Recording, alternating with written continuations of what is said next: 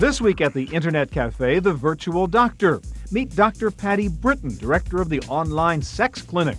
This is Health World, the world's largest website on health and medicine. You can find the answer to almost any medical question at the online Stanford Health Library. And meet nurse Tori Krupp. She started one of the hottest new websites. It's for pregnant women, and it's called the Stork Site. And if you're interested in women's health issues, this is womenshealth.org, where you can consult with a woman specialist, the virtual doctor, this week at the Internet Cafe. The Internet Cafe is brought to you by Z-Auction, the live online shopping experience. Additional funding from PC Connection and Mac Connection, the catalog and online superstore with PC and Mac products, toll-free technical support, and overnight delivery. And by Windows Magazine, delivering desktop, enterprise, and internet computing news, reviews, features, and how-tos for a Windows world, because the world runs on Windows. Additional funding from SoftSource Incorporated, publishers of Pro1 software, educational software for young adults. So Jane, we're talking about the virtual doctor sort of getting medical advice on the web, and I know you're into this healthcare thing. Would you go seek out a doctor on the internet? Well, I think about a year ago I have checked a lot of different websites out, but I think a year ago I wasn't feeling terribly comfortable with the quality of the content. But I'm seeing a lot of groups getting started with better content and better things going on. So yeah, I would definitely think about it. I don't think it's a bad place. Andrew, who are you talking to today? Talking to the Health Library. They're part of Stanford University, sort of a premier medical facility. And they've got a service on there actually that you can go type in information, type in keywords of health problems or health areas you want to research.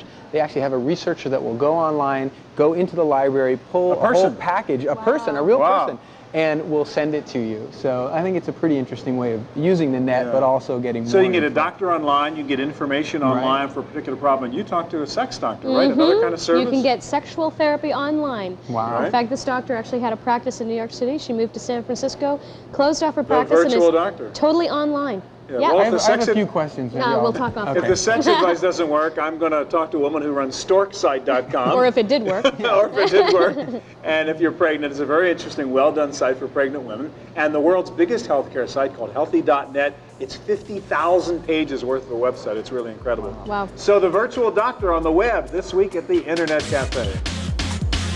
Now, Patty, you are a sex therapist, and you had a practice in New York City, and you've recently moved to San Francisco, and you've moved your practice entirely online. Now, what made you decide to do that? Well, I've been working with this website for almost 2 years, and it just seemed fitting to leave Manhattan and move to cyberspace. I have a real dedication to delivering sex-positive information and education to as wide an audience as possible, and I consider this cutting-edge sexology right now. So what are the things that we'd find if we went to your website? What are some of the features that you offer?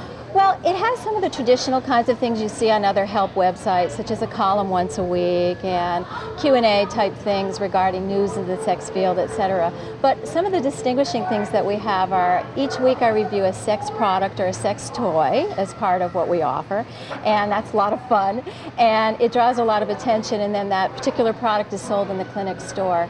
We also have a sex quiz every week, and we offer live chat to our visitors where I host topics a few hours a week and conduct what I consider to be virtual therapy in the chat room.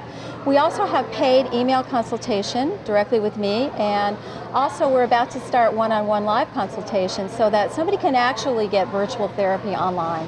Now, one of the nice things about being on the internet is the anonymity, in a sense, that you can ask these kind of sensitive questions. What would be some of the samples of typically asked questions, issues that you need to consult on for folks? Well, I think that's a really important question because what astounds me is the sincerity and the range of questions. It's everything from we're virgins living in Pakistan, how do we broach the subject of our marriage, to we've been married 25 years and we need to know how to spice it up, to questions about body parts and size and body image issues, and of course sexual functioning, and it really runs the gamut. So now, also, in the internet world, typically with websites and groups, we do start to build a community of sorts. In your case, do you have a sex therapy community that's being built up? Are there people that go to your website regularly for community? There are, and I think that's one of the wonderful parts about this particular site. One of the rooms in the site that's particularly popular is the confession room, where people have a chance to either submit stories or even disclose very deep personal information about themselves or read about other people's experiences.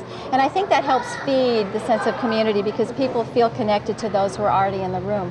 But there's also live chat, and we're finding that we're building a community of around 30 to 50 regulars who come in, and I know their stories, I know their lives, and we actually track each other, and it's quite touching. So in terms of this online environment, do you think that online therapy of this kind of sort is a substitute for office visits with a doctor? No, not at all. I think that's a very common misperception about what online is doing. I think it's a great adjunct for face-to-face counseling or therapy, but I don't think that's ever going to go away.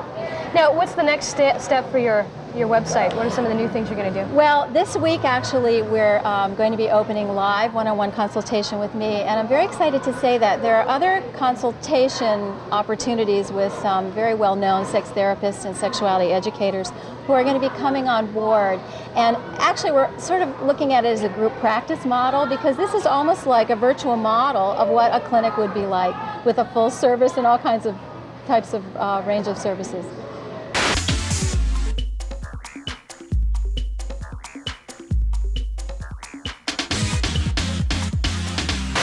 When you go to a medical or healthcare website, you often get more than just information. You get really a support group or a virtual community of people who share a particular medical problem or condition. One of the better medical conditions to have is to be pregnant, and if that's your condition, there's a great website called storksite.com, and that's your baby, if I can use that phrase. Absolutely. Where did the idea come from? I know you're a nurse, but did it come from nursing or did it come from your own pregnant experience? Certainly came from nursing. I've worked with pregnant women for years and years, and I know how they think.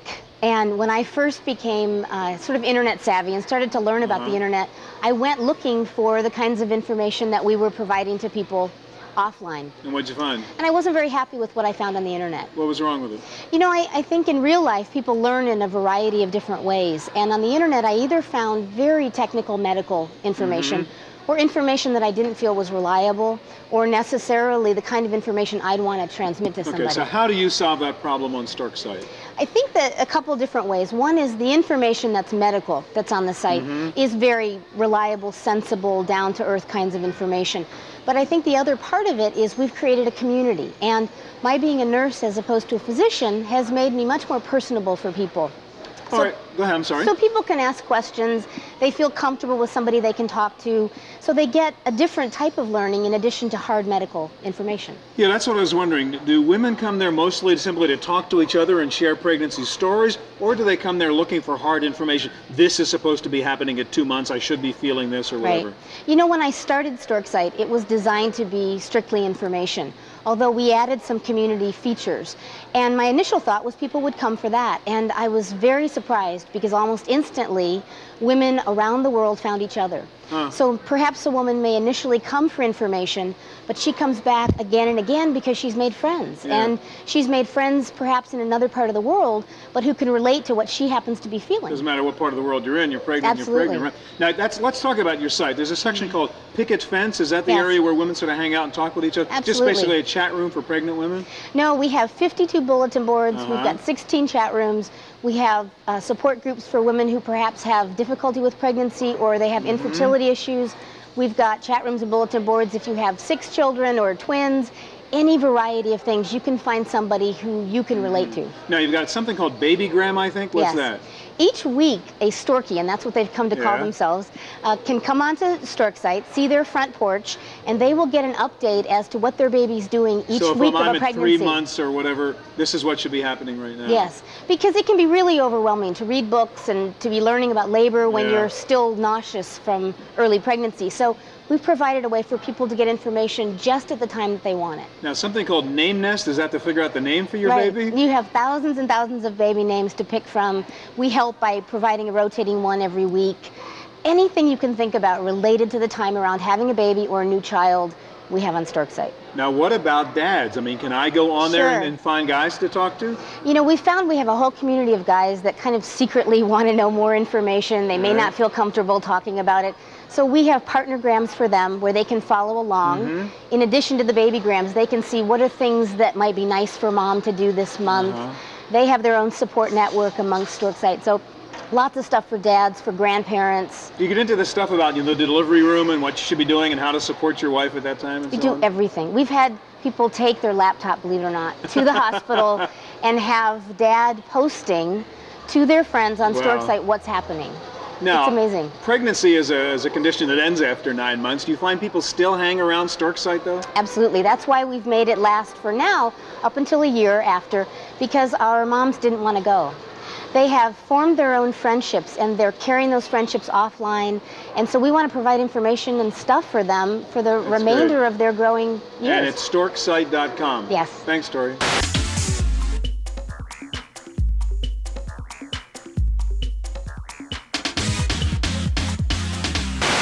So, Karen, you are a women's health physician. That's right. And you've started up a forum for women's health, which is a website.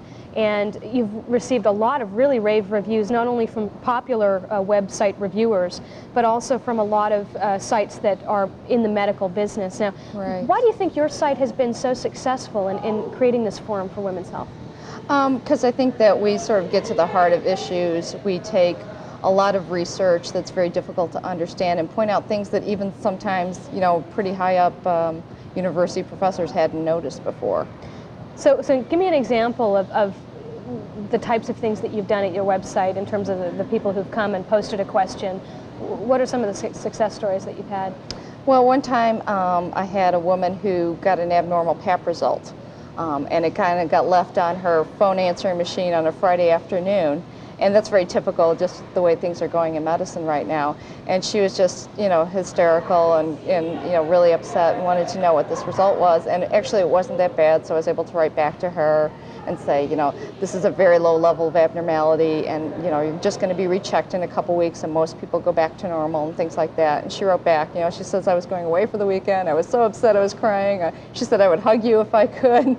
So, we just kind of relieved a person's anxiety and, kind of prevented them from ruining their weekend. And so the big thing with this forum is that you have the Ask the Doctor area. So Exactly. You can post a question, and then a doctor, a medical doctor, will respond to your question.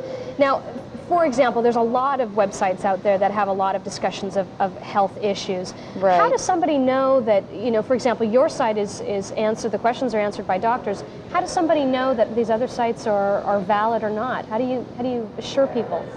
It's really difficult because you really don't know who's on the other side of the screen. Probably one of the best indicators is just to look for the person's biography. People who don't want to tell you where they are or where they went to med school. Be a little bit suspicious of that. People who put their name and their face out there are a little bit more credible. Mm-hmm. Now, let me ask you, it's unusual to see doctors, part of the medical establishment, doing something like this. How are your peers in the establishment responding to this website and the types of things that you're doing?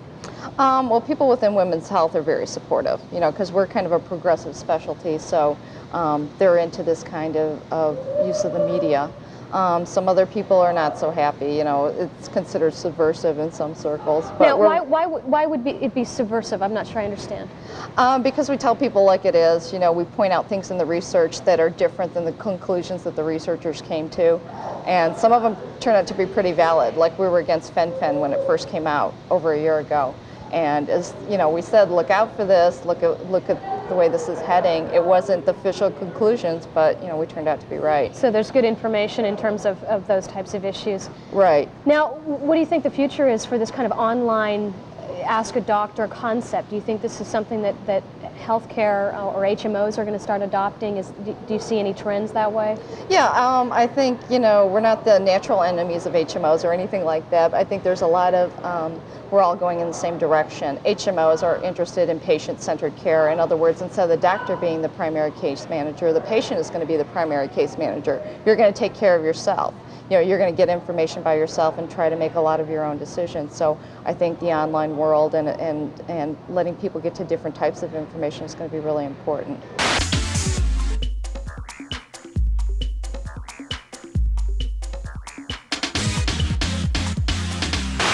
Dave, what I really like about your site is it's sort of grand central station for healthcare. You know, there are 25,000 healthcare sites out there. You go to healthy.net and you've got your little village metaphor, and I can go to this building or this building or this, find sort of exactly what I want. How did you get the idea to really create Health World? Well, I've spent some time in the managed care system and found in the U.S. that in fact it needs a new partner, and the partner, I believe, is the individual, the self. We weren't doing enough for ourselves, just depending too much on the system? Yeah, and self-managed care is a phrase that we coined to in essence, delineate who we're sided with, and it's the individual, and that they're the missing loop in managed care, we believe. All right, so on your site, is this sort of alternative medicine? It's not go to the doctor, this hurts me, what do I do, but how do I stay healthy in the first place? Yes, very much so. And importantly, when you consider alternatives, who is the alternative when you're on the internet? Because if you're in India, maybe the Western United States might be the alternative. And in fact, I think Sue Everett Koop and the World Health Organization says 80% of the world population gets its health and medicine from what we consider alternative in the U.S. Yeah. So we're not about alternative medicine, we're about world health information and systems. But it's not the usual thing, as I say, where you don't feel well, you go to the doctor, say, what drug should I get or what should I do, right? That's correct. Now let's talk about some of the things that are on your site. You go into your sort of central village there and you go out into all those different buildings. Talk about some of the different choices that you have there on the site. Well, depending on what your condition is, if you want higher states of wellness, you might go to the wellness center. Or if you have... What would I find in the wellness center? Mind-body medicine, relaxation techniques, qigong, yoga, things like that for higher states of wellness. But at the same time, if you have symptoms, you would go to the health clinic. Just like in the real world, as a physical metaphor. I mean, if I have a symptom of a disease or disorder, I can go in there and click on diseases and conditions and select my disease and condition and find out information about non-invasive techniques for managing it. So is it basically a reference library? I have something that hurts me somewhere and I go and find out, read some material about that, or do I get specific advice for my situation? You get both. You can search and get large dissertations, and you can get some specific advice, generally not diagnosing, but only assisting information-wise for where the herbal remedy or the stress technique you might use to help. Now, there's always an issue when you get to this health or medical stuff, whatever you want to call it on the web, as to how good the information is, how much you can trust it. How do we know that if I go to Health World, I can really believe the sources that are there? Well, Stuart, I think that's an incredible segment of our site because we've separated and differentiated ourselves that way.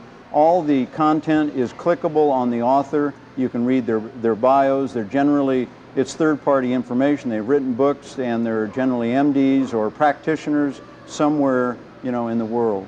So. All right, how would you suggest somebody use something like Health World? I mean, I do have a doctor, and I do have the sort of normal infrastructure that supports my health care. How do I mix that and what I would do on your website? I think we're maybe a second opinion for the non-invasive world. We're a second opinion that you can take to find out systems that you might use that do not conflict with your doctor, but probably work as a complementary source of information and resources with your doctor. Now, you do have access to Medline, which is a lot of traditional medical advice, right? Yes. We were the first site on the internet to offer Medline for free. A year and a half ago, we've bought into the Medline and gave it to the world. And since that time, there's now probably 5 or 6 sites. And we offer Medline in many languages. Yeah. And you're the biggest health site on the web, right? Yeah.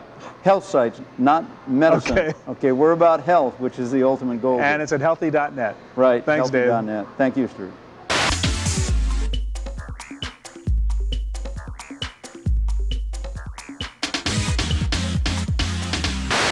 Now, Nora, I think you have an interesting perspective on health sites. I've seen a lot of sites on the internet that offer a huge amount of information. People have to sort of go out and search for it.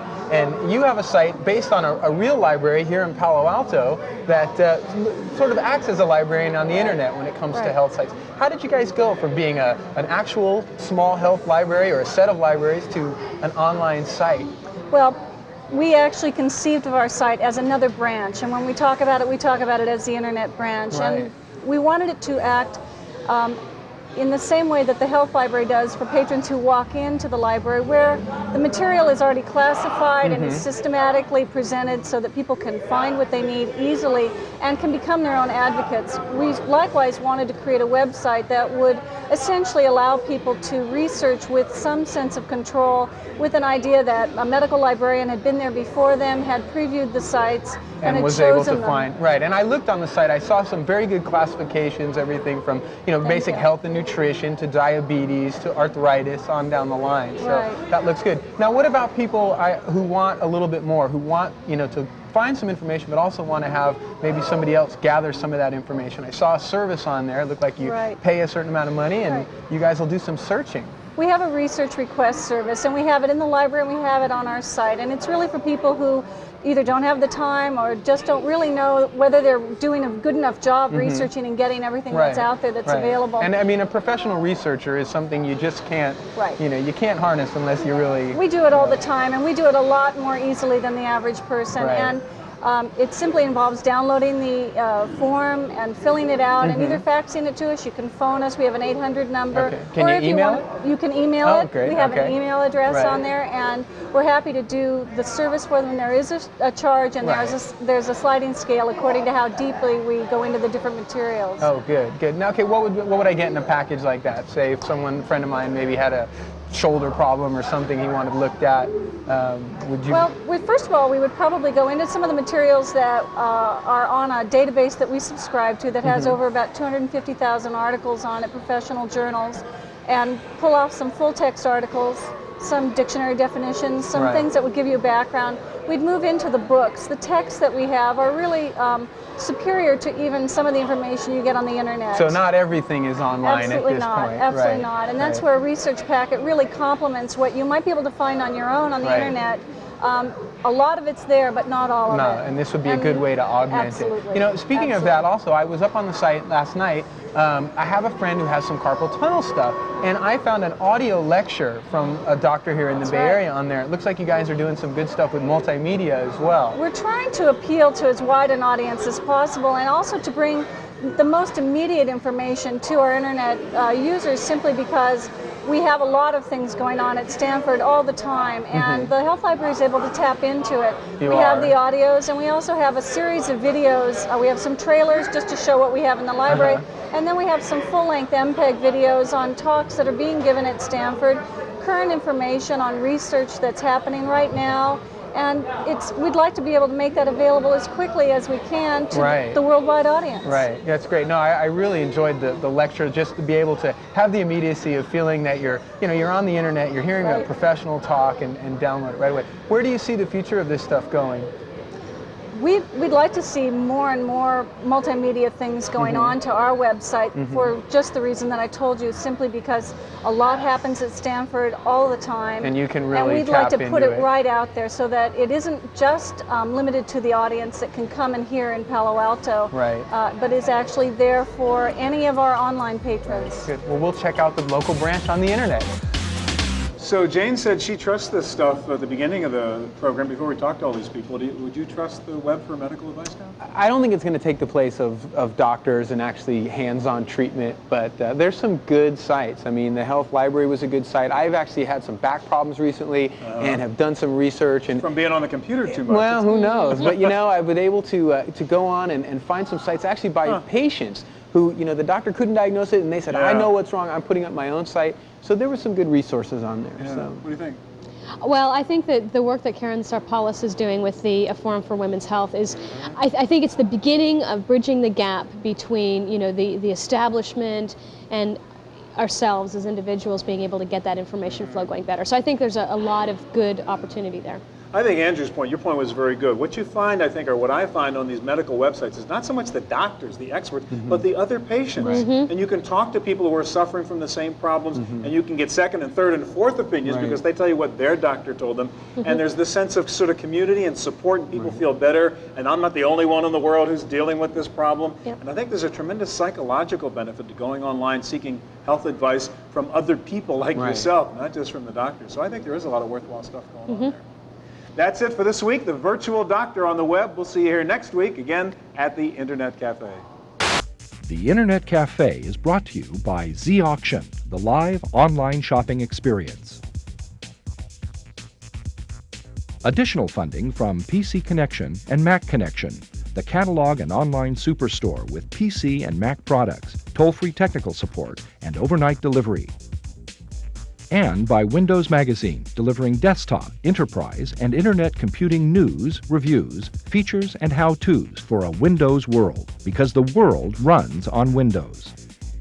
Additional funding from SoftSource Incorporated, publishers of Pro1 software, educational software for young adults. To purchase a videotape copy of today's program, call toll-free 1-888-310-7850.